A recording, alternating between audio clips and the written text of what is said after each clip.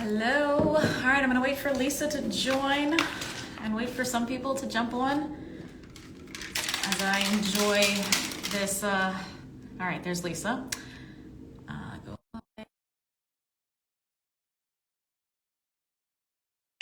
It is delicious. So today, I'm waiting on Lisa to pop in, but today we are going to be talking about random, oh, let me do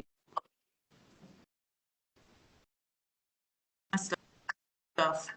Hopefully that worked. All right, you can hear me? Yep. Okay, good. All right, so I'm just gonna jump right into it. So today, I guess, I don't know, maybe we should introduce ourselves. It's been a while since we've done this. So my name is Stacey. I am an integrative health practitioner and a certified faster way to fat loss coach. I live in Houston, Texas, and yeah, I have 2 kids. I'm married, and I'm living the crazy on the go life, trying to bring healthy lifestyle to the busy mom. So how about you, Lisa? Yeah, my name is Lisa Holton. I am a personal trainer and faster way to fat loss coach for the last 16 years. I'm an empty nester, so a little bit different stage than Stacey, and I really help women that are 40 and older going through perimenopause balance their hormones naturally through food and exercise. Oh, okay, great introduction. All right, so today, so Lisa and I were talking yesterday, and we were talking about just symptoms that we hear very common, and how a lot of times people will just be okay with these symptoms and they don't want to try to figure out what is the matter. So what we want to talk about today are the most common symptoms that we hear people complain about, and to let you know that they are not normal, how you can listen to your body, what you can do, or why food elimination is such an important factor in trying to get to the root cause of everything. And then, yeah, and then who knows? Lisa and I are both pretty polarizing, so you really never know what's going to come out of our mouth. So that's our plan. We'll see what goes from there. So first things first, I want you to start with, what are the most common symptoms you hear your clients coming to you about, that they just assume is normal? Yeah, so like Stacey said, beware. We're both spicy, so who knows where this might take us. So you are all forewarned. But the most common symptoms I get from my clients are bloating after they eat, which they think is normal. Um, Lots of issues with heartburn or acid reflux after they eat. And again, they think that that's normal. And again, just because something is common, just because maybe some of your friends have that, that does not mean that it is normal. Those are not normal things that you should be having in your body. So those are probably the 3 most common ones that my clients talk about. How about you? I would add constipation, because I think a lot of people, I mean, I'm going to speak for myself, but like I grew up not going to the bathroom every day, and I thought that was normal because it ran in my family. Mm-hmm. And it wasn't until probably 2 years ago that I found out that most people poop every day, sometimes multiple times. And I was like, wow. And so that would be one. I actually have a full list, through my IHP. I have a full list of symptoms that people have that they think are normal. And I'm just going to list like a few random ones, but like even just brain fog, lack of concentration, like that is not a normal symptom to be experiencing. And it's not because you're 40, it's not because you're a mom. There's so many other things. There was another one that I thought was, oh, the sweats, like the night sweats. Mm-hmm. And I was like, okay, that's a good one. Yep. Yeah, we already mentioned heartburn, gas, bloating, gas. Okay, let me tell you something about gas. I love talking about poop, okay? So, and I'm just gonna call it what it is. It's farting, right? So I just think when girls say it, it's like so gross. But anyway, so growing up, like I grew up around a bunch of boys, and not brothers, but cousins, and a lot of girls, but everybody farted all the time. And it was funny. It was a joke. But now I have learned that that is not actually a good thing.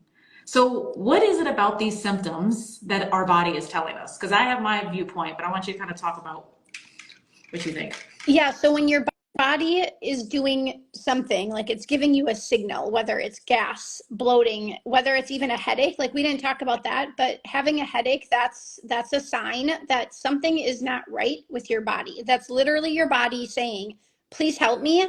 something's not right with me. And so you need to learn to tune into your body. And instead of saying, oh, I have a headache, I'm going to pop Tylenol. Oh, I have heartburn, I'm just going to take Tums. Oh, I have acid reflux, I'm just going to go to the doctor and get some prescription, I don't even know what it is, Pepsid, or I don't even know what you take for this kind of stuff, but whatever it is. Laxatives. You Yeah, can take laxatives. I can't poop. I yeah. need to take laxatives. Like that is not normal. You do not need to be taking those things. What you need to be doing is getting to the root cause of the problem.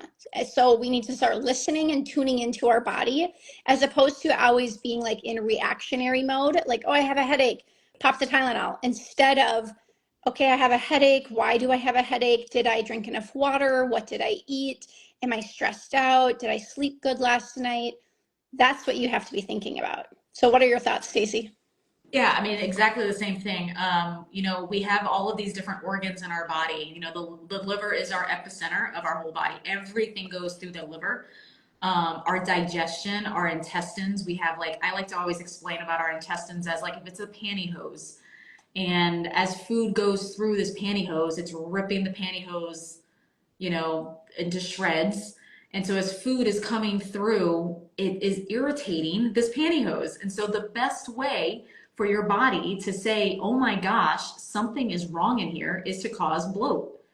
It's to cause indigestion, heartburn, um, liver issues is things like waking up in the middle of the night. If you have bad liver problems, that's a sign that you wake up at 2 o'clock in the morning. If you wake up every night at 2 o'clock in the morning, that is a good indication that something is wrong with your liver. Not to say that you have cancer or anything like that, but it's just like your liver is overwhelmed and it needs to have a good detox. So it's just that have you ever watched the movie Osmosis Jones? Mm-hmm. Oh my gosh. So if you're watching this video right now and you have not watched that movie, or even if you have and it's been like 12, 20 years, I want you to make this your to-do list. Watch that movie and then think about your body as little bitty cities. And each time a city is annoyed or the lights go down, it comes out, like in Bill Murray's case, it comes out as like a belch or a vomit or whatever. That's your body's alarm systems telling you, hey, something's not right. And the best way it can say it is by giving you these external symptoms. Oh, the other one I didn't mention was acne. One that I Yes. personally, I also deal with that. Hair loss. Oh my gosh, so many are coming to my mind right now. Yeah, so things like acne, that is your body's way of saying something on the inside isn't right. And it's not, hey, go buy a topical treatment or go take a pill. It's, we need to figure out what the root cause is. So, what are some tips you would give someone to listen to their body? Oh, tips for listening to your body. I think we are all so disconnected from our body that we have a really hard time even knowing, like, oh, a headache means I might be dehydrated. Like we just automatically are like, I have a headache, pop the Tylenol or Advil, whatever pharmaceutical it might be. So I think you really need to start slowing down and listening to what your body is saying. So anytime you feel anything, whether it's heartburn, indigestion, acne, headache, whatever the symptom might be, you need to say, what is causing this? Like, what did I just eat that might be causing this? What have I been drinking or not drinking that might be causing this? Where is my stress level at right now? Because all of these things are contributing factors to the symptoms that you're having. Yeah, I think slowing down is a good point. And then simplifying. I always think like simplifying your life, right? Right now, if the average American is drinking alcohol, eating processed foods, highly stressed, not getting enough steps, so there's all of these negative things happening that you can't really like figure out just one of those things. Which one of these negative factors is contributing to this issue? A good example would be, oh gosh, I'm trying to think of one. I mean, I remember always feeling badly, like just not good, but I was drinking all the time. I was eating processed foods. I was over exercising. And until I kind of like stopped all of that is when I was able to like really identify, oh, okay, that causes that. Like I can now pinpoint the exact moment I eat gluten Mm-hmm. because I am instantly gassy, instantly. And I am now 100% gluten free. So I want to talk about food elimination then, moving into straight into this. So now we know, we told people they need to slow down. They need to be more in tune, which fine, okay. But what is the best way of like really figuring out what the root cause is? Yeah, so personally, I've gone through this with my husband. He's been gluten-free and dairy-free for 8 years. So kind of like before it was a thing, basically. Um, and so I have seen all the trials and errors we have gone through over the last 8 years. So I think there's a couple different ways that people can do this. You can do the extreme way. And extreme, I just mean that like you basically eliminate everything that is a contagion or something that could cause your symptoms. Basically, you're eating like protein and produce, so protein and veg, and then you slowly add things back in. That's one way. The other way you can do it, which that's what we did. The other way I think is what I would say is probably easier for some people, but I think it's probably not as effective, is basically if you start to notice, for example, I get heartburn after I eat peppers. Okay, so remove peppers from your diet for 2 to 4 weeks, see how you feel, and then eat them and see what happens. I think that is an easier way, although maybe not the best way, because there are other things like dairy and gluten that people can be sensitive to that could also be triggering it, and you just don't know. Yeah, I know. I think for me that what I ended up doing was I did it because at first, especially with the faster way. So if you're watching, Lisa and I are both faster way coaches, and one of our core strategies is whole food nutrition. It's just meaning like that's a strategy, but it's crazy that we have to make that a strategy because there's so much processed food in the world. But our foundation is basing everything around 80% whole food nutrition while being gluten free and dairy free. And when I first joined the faster way and someone told me I needed to be dairy free and gluten free, I rolled my eyes and I said, there's no way. There's no way in hell you can tell me to be gluten free and dairy free. I can't do that. So what would you tell someone who I eventually cut out dairy for 6 weeks, was fine. Then I cut out gluten for 6 weeks and I found out gluten is what is causing it. And then I also did a food elimination test, which is another way. I would get a very elaborate food elimination test or food sensitivity test that will tell you point blank what foods are irritating you, and then you can start cutting them out. So I did that and I confirmed I'm good with dairy, but I have a gluten wheat sensitivity. But what would you tell someone who's just like, I can't cut out these, you're telling me to do such hard things, I don't know how I can eat no peppers and no gluten, like I don't understand, that's too hard. Yeah. Okay. Well, my thought bubble right away goes to suck it up, Buttercup, because you're going to feel a hell of a lot better if you remove these things.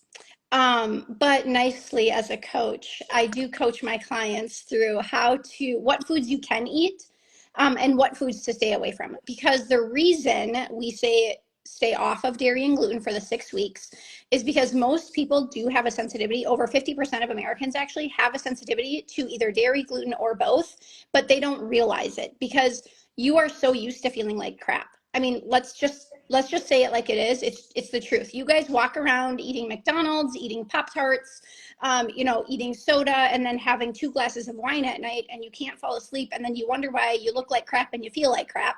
That's literally why. So, so you're right. Like to Stacey's point, it shouldn't be a strategy to eat whole food nutrition, but we're so far removed from what whole food nutrition is. We have to teach people that you can have a sweet potato and a hamburger, and green beans or whatever your foods are. You can eat those things. Most people are so afraid of eating potatoes and bananas and oatmeal. They think they're going to gain weight. When in reality, the thing that's causing you to gain weight is all of that processed food. It's the fast food. It's the processed food. It's the high sugar. It's all the wine you're having at night. And I'm not saying I don't drink wine. My followers know I drink wine, but I'm not consuming multiple glasses of wine every single night, right? So we do help our clients with, let's focus on what we can eat. And I know it seems hard at the beginning, especially dairy. Like I live in the Midwest. People love their dairy, but we need to get away from drinking milk. Like let's be real. That is nasty and gross. It coats your throat. It coats your throat for a reason. Like just stop drinking it. Like let's just stop. Okay, stop drinking milk. milk. I mean, I don't drink it. Oh, I drink lactose free. I don't drink it like out of a no. glass. Actually, Mm-mm. I don't even drink it. I put it, honestly, I don't drink it. I don't even know it. Why are you shutting down milk? Oh, I have never liked milk. I don't like milk, probably because I have a dairy sensitivity. That's why I don't like milk. Um, but like you guys need to drink more water. So drink water with your meal because you need more water anyways. And you can get calcium in other forms, not just a glass of milk. Yeah. So And yeah. so so last year, I actually hired a gluten-free coach because I needed someone to walk me through how to eliminate gluten successfully. And the biggest takeaway I got from it was kind of what you said is focus on the foods you can eat. We are so emotional when it comes to food.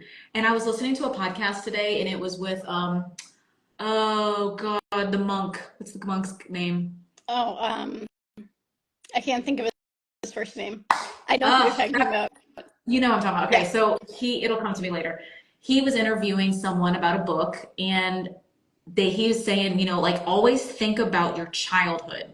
What food meant to you at your childhood? That usually is what kind of brings up. So for me, food was always about emotions. It was about parties. It was about fun. It was about family. Every time we had a death in the family, a birth, a funeral, that's the same thing as a death, a wedding, a graduation, there was food, there was alcohol. There's so much emotion tied into our food. So today we are still so emotional with our food. Jay Shetty, thank you, Yes. Kathy. I appreciate that. Um, so Jay Shetty had a podcast today, and I don't know if it was today, but it was recent. It was about Ozempic, which that is a different day, different topic, different conversation. But they were talking about that and just how we are so tied to our food with emotion. So it's like take the emotion out of it. And I think when I learned that, and my coach at the time, she told me like one of my meals that I always eat is a chicken enchilada casserole. It's my recipe. I use low carb tortillas. It's because they're high in fiber, not because they're low carb, but they're high fiber. And I load it up, but it's all filled with gluten. And I was like, well, what am I going to eat? We eat this once or twice, a month.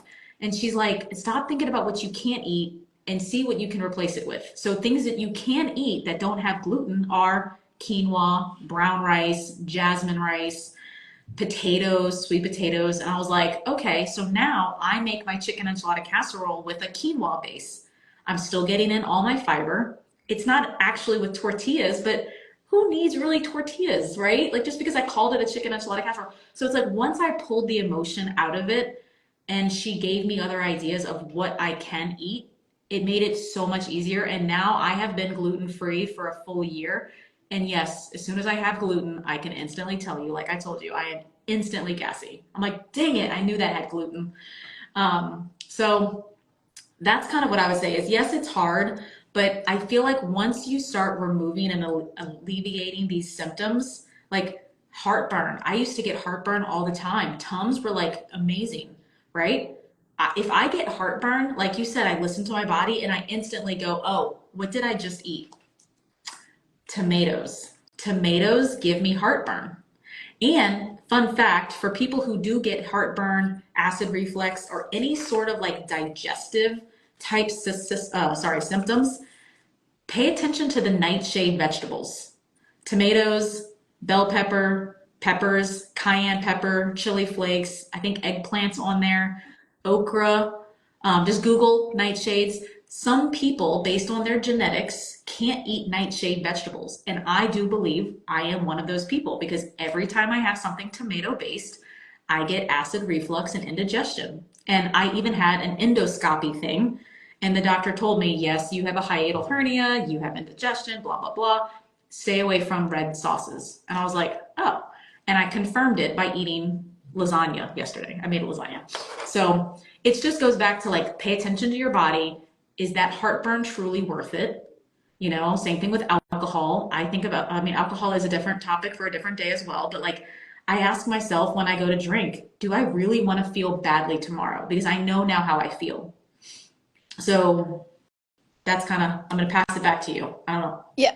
I loved that you said you replaced your tortillas with quinoa because I think a lot of people think if I'm gonna try going gluten-free, I'm just gonna buy gluten-free products. Like I'm gonna buy like a gluten-free tortilla, or I'm gonna buy gluten-free crackers. I don't recommend that because actually they're higher in calories and higher in sugar because they have to make the prepackaged gluten-free products taste good. And it's really hard to make crackers and baked goods taste good that are gluten-free.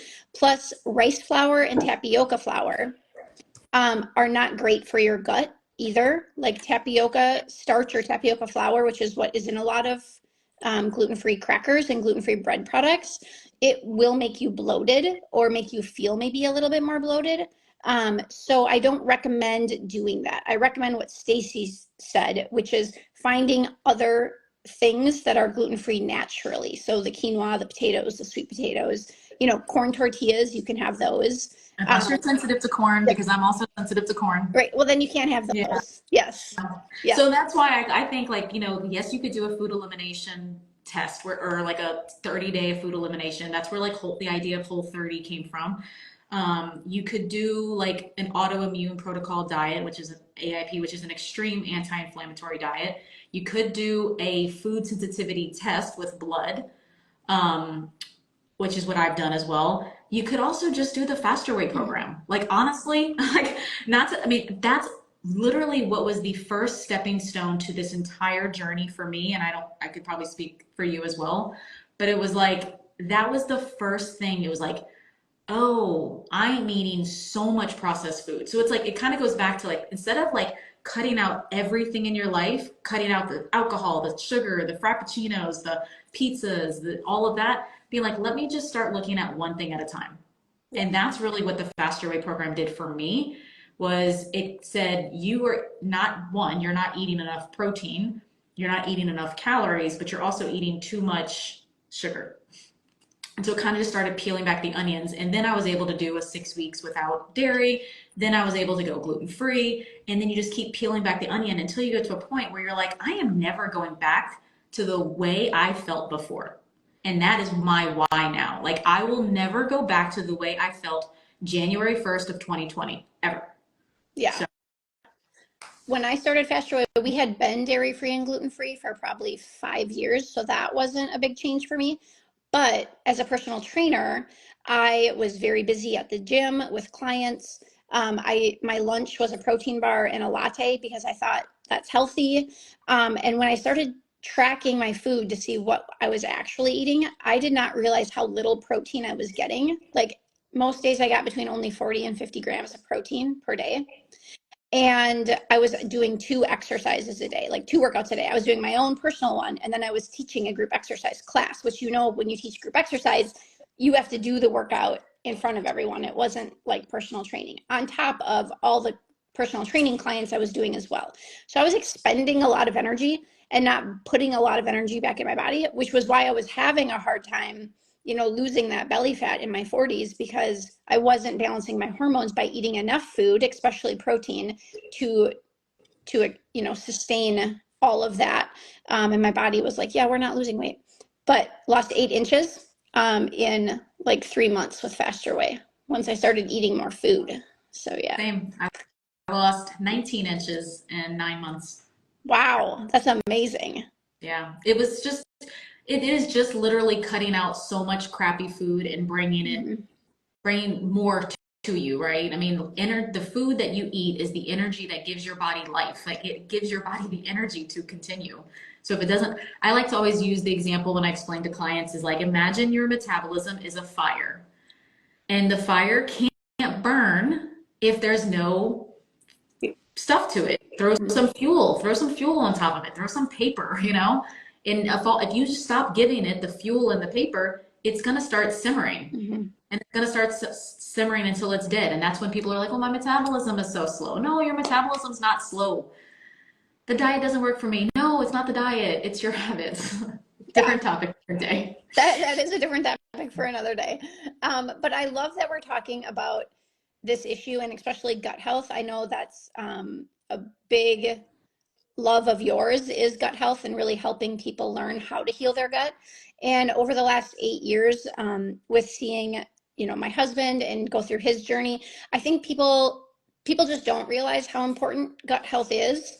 And I'll even say, like, if we go to family dinners and stuff, like, people think my husband's just trying to be like high maintenance. And I'm like, no, really, if he eats gluten or dairy, like literally, he will be sick for 3 days. Like, it's not like we're being high maintenance or we're joking around or it's a diet. It's literally not. Like, he literally will be sick for 3 days. And like, nobody wants that.